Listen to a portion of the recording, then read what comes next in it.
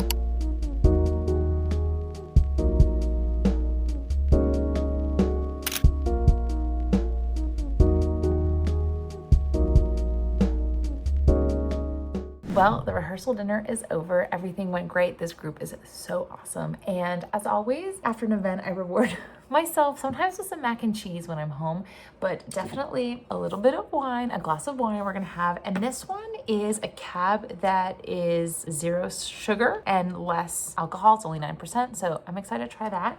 And some healthy smart food air popped popcorn. So I'm gonna sit in bed. I'm gonna shower, I'm gonna have a glass of wine, I'm gonna sit in bed, and I'm just gonna decompress, and then we'll get on with tomorrow's day.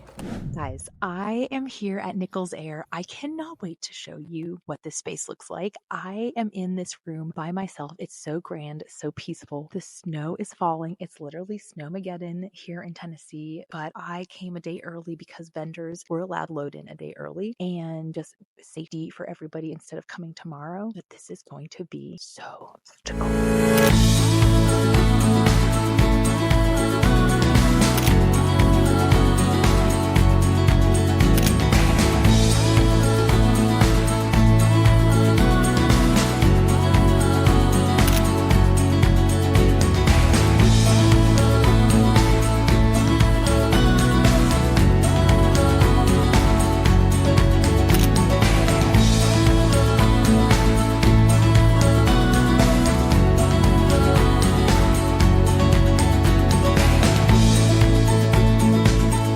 So the plan is that they are getting married up at the glass house, and I'm going to have to show you the glass house on wedding day because right now I need to pack up and get out of here before I get snowed in. And then originally they were going to come outside here for cocktail hour. Let's take a peek. But as you can see, it's going to be very snowy. And so we've decided to move the bar inside in the big reception room, which I think will work well. But under this pavilion, I'm still going to put a few cocktail tables, some heaters, just because I think people are going to want to come out here and have some photos or just kind of have this magical cocktail hour in the snow. I don't know. I think I would. That'd be so fun. So we're going to make this available to them if they want to hang outside, but obviously it's going to be so snowy. And then they're going to come inside and they're going to enjoy a magical snowy reception in this space. Look at the ceilings. Oops, wait. Here we go. This place is so grand. Look at this. This is a gem in the Smoky Mountains that I'm absolutely obsessed with. It's brand new, as maybe like a year old. I'm back at the hotel room. I just got off the phone with the rental company because I'm going to put a photo here of what the dance floor looked like. And I think it's important to understand a couple things. One, there is a pattern to this black and white dance floor. So there's like, it almost looked like scuff marks, which I think the point of it is that it's a pattern that looks like scuff marks so that if you get scuff marks, it doesn't show as much. But to me, it makes it look dirty. And the white portion of the checkered dance floor looks very, very yellow. And so I kind of mentioned to the delivery guys, I was like, guys, this is like really bad. Like on the website, it's black and white, not black and yellow. And so the rental company called me, the people from the office called me, and we talked about it a little bit. Obviously, given the fact that there's a big snowstorm, they can't send anyone out to swap out the dance floor. So she said she's willing to give my clients a credit on that, which I absolutely think they should do because that's not showing the product that's advertised. So I always appreciate when vendors, if they make mistakes or something's not quite right, they find a way to fix it. Other thing that happened was out of all the vendors, we only have one that is saying that they can't make it tomorrow because of the weather, and that's the hair and makeup team. And I will just say this. So they originally approached me a couple days ago in preparation for this big storm saying, hey, we're not sure if we're going to be able to make it. So the hair and makeup team essentially finally wrote to me today, the day before the wedding, saying, hey, we're not going to come. But here's the thing, tips for people. If you're going to come to the planner with a problem, please come with a solution. I think it's really important that we work together on trying to find a solution, but it's not my responsibility or the planner's responsibility to come up with any and all solutions. So I had brought to the table the fact that the couple is willing to pay for accommodations. For any vendor that's uncomfortable driving in this weather, we don't want anyone to be forced to do that, of course. So we're offering people to come in early or stay late to avoid the storm. But I also needed the hair and makeup team to come up with their other plan, a plan B, a plan C maybe. So finally they put a call out on Instagram asking if there were local hair and makeup teams that were available for tomorrow, and they were able to find someone. So they're not coming themselves, but they did find a replacement, and that will work. We're going to go with that. It's going to be interesting tomorrow to see how the roads are and how we can get to where we need to be safely. But once we're there, it is going to be spectacular. Like the snow, it's going to be incredible. So I'll check in with you tomorrow. Wedding day fuel. It's wedding day. We just had breakfast and we had the hair and makeup team cancel but find a replacement that was closer, so there's that. But now we just got called at the shuttle company, and it's 11 a.m. the day of the wedding. The ceremony starts at 4. The shuttle company canceled. So understandable. Obviously, you don't want to put anybody in danger with a big bus going down icy roads, but it will mean that everyone has to drive themselves back or come back and pick up the wedding party. So I feel like we just have to make sure people aren't drinking too much, and there's some designated drivers, especially tonight. So yeah, the day continues. Hey, Hannah. Grooving. We have to reset. I'm going to help her here. We have to reset this table. We've had lots of cancellations, lots of changes in seating charts, and that is just what we have to do to make this day, make the most out of it and make it as beautiful as we possibly can for Jenny and Chase. Table 10, we are taking Taylor, Hutton, and Ryan, which are from table 15, and we are moving them to table 10, and we will pull some names from table 10 that are not attending. Brawl and Robbie are not coming. Neither is Hans and Janine, or yes, sorry, Janice. Okay, Janice, and then Matt and Maria. We already, right? Yes, there were 3 left. And so let's add these together and these together. Perfect. Okay, so then that means we are breaking this one down completely.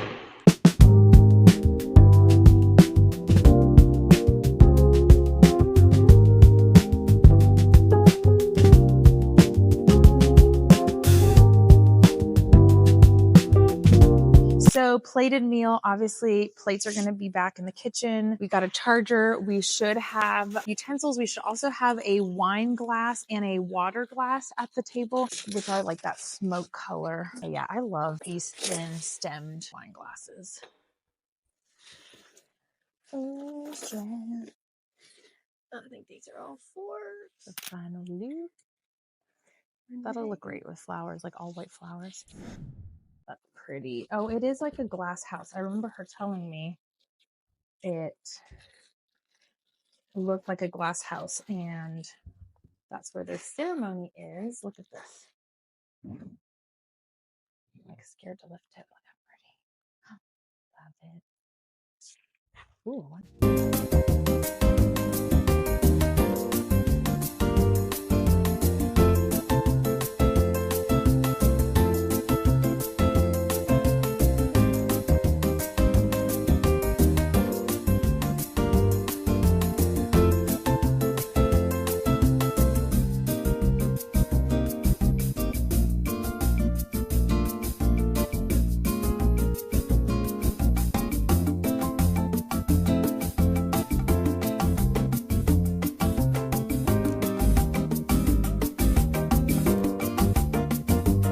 Take a peek at where we're at. The bar is mostly set up. We are about an hour and a half. We have place settings pretty much done. Name cards are out. We've had to adjust a lot of tables because of cancellations, but I think it's looking really nice. And then the florist is going to repurpose some of the some of the ceremony arrangements at the head table, so that will make this look so beautiful. We did a quick rehearsal. I love the modern block. So Hannah, we're about what, like 20 minutes before start time? Okay, I feel like we do this every time, but do we feel like we gave ourselves enough time for setup, or did we hustle? This is probably the best one we've ever done, honestly. Really? Like, I'm calm. You were calm? Okay, Yeah, great. no, I'm Because I calm. was like, man, I could have totally come an hour early, but then I would have probably just gone around. Just muddling around. Exactly. Yeah. And it feels good. I think like everything and everybody that said they were coming on the wedding day is here. Everything's in place. I'm going to go up to ceremony. You're going to do candles. And I mean, it's going to be great. The only difference is that there will probably be a lot of people inside for cocktail hour, but we still put a couple cocktail tables outside, some heaters. Oh, that's the other thing. Somebody's maybe gonna get hot. yeah. And I think a note to find at some point during cocktail or like tail end of ceremony to have someone light those for you.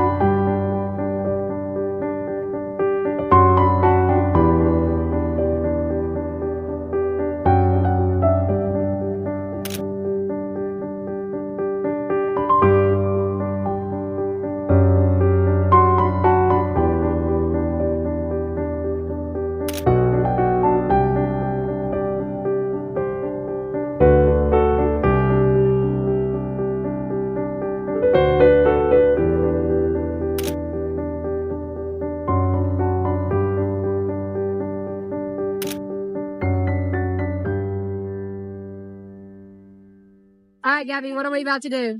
Okay, we're gonna prep a main card and a popcorn machine from like the 1980s.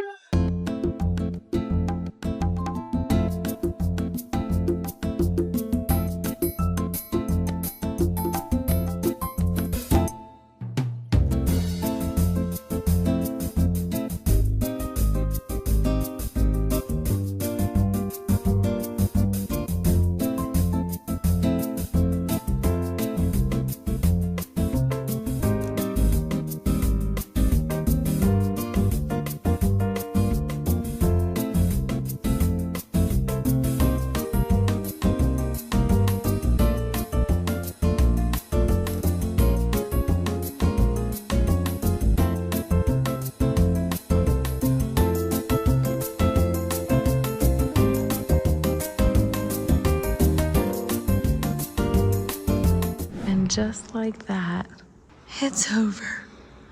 Gosh, it goes so fast. Good morning from the day after the wedding. It's 10 a.m. We slept in a little bit because, you know, by the time you unwind, it's like past midnight. And everything went amazing. Like, honestly, considering the weather and all of the anxiety around the weather that people had, it went really well. So I am gonna get some coffee and make the 4-hour trek back home. And then we start again in a few months.